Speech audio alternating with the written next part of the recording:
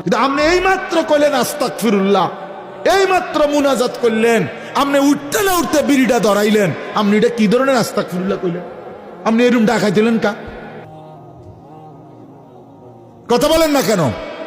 আপনি দিয়ে এই মাত্র মসজিদের থেকে আসরের নামাজ পড়া ইমাম সাহেবের লগে মুনাজাত দিলেন, আমিন আমিন কইলেন, বাইর হইয়াই সাদোয়ানে বইয়া বেড়িতে দিকে তাকাইলেন, টেলিভিশনের দিকে। আপনি এটা কোন ধরনের তওবা করলেন? এটা মস্কারি করলেন না? কথা বলেন না কেন? আপনি কার সাথে মস্কারি করেন? কার লগে পাগলামি করেন? আল্লাহর সাথে। বান্দা, আল্লাহ জিজ্ঞেস করে, বান্দা কার লগে করতেছ এটা? তুমি আন্দাজ করো নাই আমারে? তুমি জানো কার সাথে তেড়ামি করো রে? কার সাথে মস্কারি করো? আমরা আল্লাহকে চিনি নাই বাবা। ওমা কাদারুল্লাহ হাক্কা কাদরি। আল্লাহ বলে, বান্দা আসলে তোমরা আমার কদরই করতে পারো নাই, তোমরা বুঝোই নাই আমি কত বড় মালিক।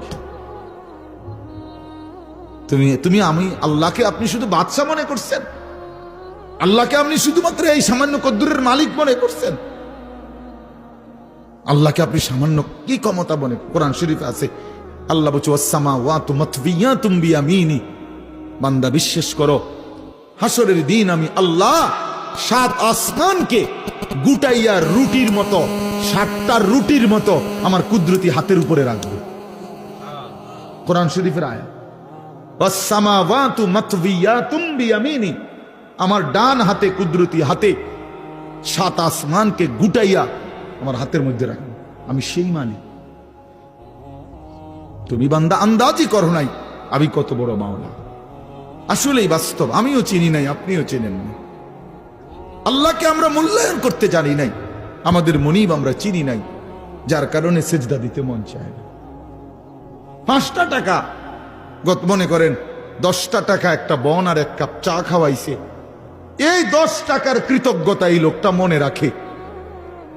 তারে 1 সপ্তাহ পরে যদি আবার ডাক দেয়, হেতে আইয়ে কি যাও, কই যাও, থাক ভাই কি করবো, একটা মুখ সরম চোখ সরম মতো আছে। আমার গত রবিবারে 1 কাপ চা একটা বন খাবাইছে, আজকে যদি আবার না যায়, 1টা সপ্তাহ না যাইতেই যদি না যাই, মানুষে কি কইব? তে বেড়া কি কইব? মনটা কষ্ট। 10 টাকার জন্য এই কৃতজ্ঞতা দেখাইলা, আর এত বড় কায়নাত। এই যুবক, তোমরা যারা বসছো বেটা, এত বড় সৃষ্টি, তোমার সারাটা দেহ যিনি 24 ঘন্টা পালতেছে, নাফরমান তারে কেন সেজদা দাও না? আরে গাদ্দার, এমন মালিককে কেন সেজদা দাও না?